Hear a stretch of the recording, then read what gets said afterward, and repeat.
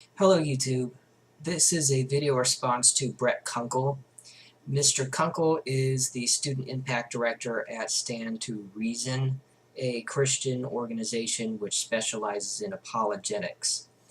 The specific video I wish to address is one which covers apparent contradictions in the synoptic gospel accounts of Jesus cursing a fig tree.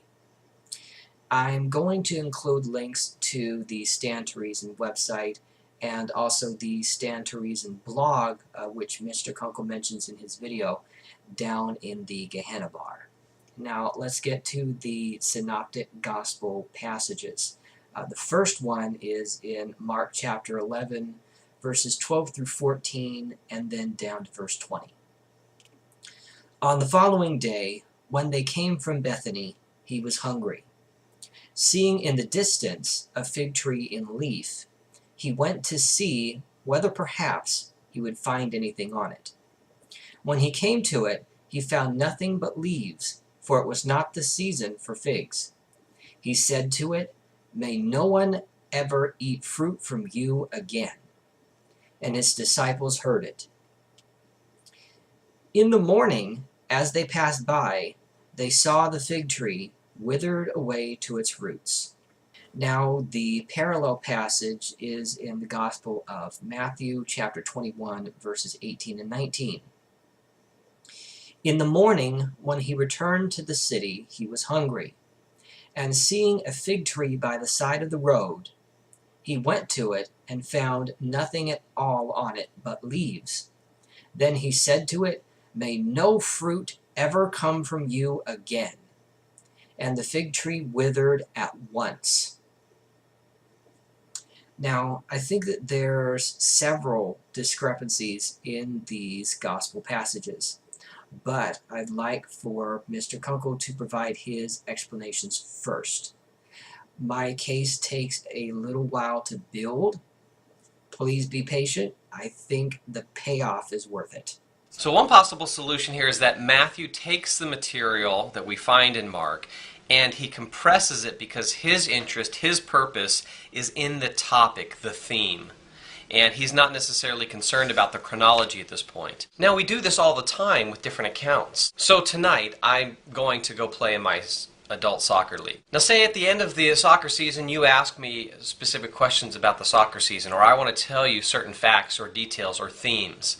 And so I take events that happen in a 10-game season and I might compress those. It might even sound, as I describe it and give you facts and different themes, that these things all happened in the same game. But notice, I'm simply compressing the facts, not because I'm worried about precision, but because there's a certain thing that I want to communicate to you. And that is a completely legitimate explanation. However, given the analogy provided, are you simply attempting to compress a version of events for brevity's sake, or are you actually telling a different version of events than someone else?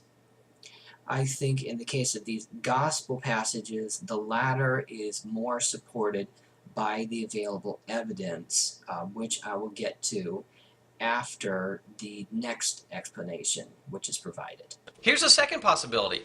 In Matthew, it doesn't give us a detailed account of how much the tree had withered. So maybe the disciples saw that it withered, but then in the Mark account, it talks about it being withered from the roots up. So there's a kind of a complete withering. So maybe the withering begins when Jesus speaks to it. So then maybe in the next morning, the disciples see the completion of that withering. And it's a very stark illustration of what Jesus is trying to communicate to the disciples at that time.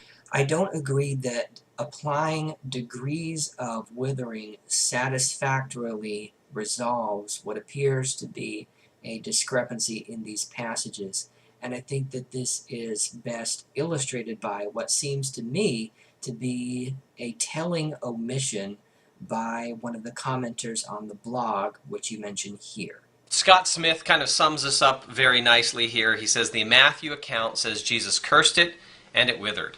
In Mark, quote, "They saw the fig tree withered away to its roots," unquote. I would bet that a week or 2 weeks later, they could have said the same thing. I don't see any disparity. It happened immediately. They notice it later. The Matthew passage actually says that the fig tree withered at once. That would seem to imply that the fig tree completely withered immediately, unlike the passage in Mark. However, after applying further scrutiny to these passages, I don't even think that is the most telling discrepancy between them. And in fact, the evidence supports the idea that not only are the authors creating their own versions of events, but they're also portraying Jesus differently in the ways they wish to. Now, this information can be found on pages 50 to 51 of this book, Who Wrote the Gospels by Randall Helms. Let's examine Mark 11, verse 13 more closely. So this says, "Seeing in the distance a fig tree in leaf, he went to see whether perhaps he would find anything on it." So this is implying that Jesus did not know whether the tree would have fruit on it or not, and he had to walk all the way up to the tree to figure this out. Continuing, "When he came to it, he found nothing but leaves, for it was not the season for figs." This is implying that Jesus did not know that it was not fig-bearing season for this tree. And then out of exasperation, he says, "May no one ever eat fruit from you again." On the other hand, the Matthew passage says this in verse 19, "And seeing a fig tree by the side of the road, he went to it and found nothing at all on it but leaves." So Jesus does not have to walk a certain distance to the tree. It's right by the side of the road. And it also appears that the Matthew passage deliberately leaves out the phrase regarding it not being the season for figs. So Jesus walks up to the tree knowing full well that it should be bearing fruit, but it's not. So the fault is placed on the tree for not bearing fruit, rather than for Jesus not knowing that it's not the season for figs. So the Matthew passage seems to be deliberately elevating the level of Jesus' knowledge. It would then seem to go hand in hand with that it would elevate the level of Jesus' power, and that upon cursing the tree, it withers immediately, rather than taking a day to wither. These passages are displaying different Jesus characters. Now, one last thing to say. Elliot Neff makes, I think, a very good point. He says, "It is important to recognize that though far from harming the credibility of the gospel accounts, these apparent contradictions greatly strengthen their reliability. It shows that the gospels are not simply collaborations off of one another, but instead are genuine, well thought out, individual records of each disciple's perspective."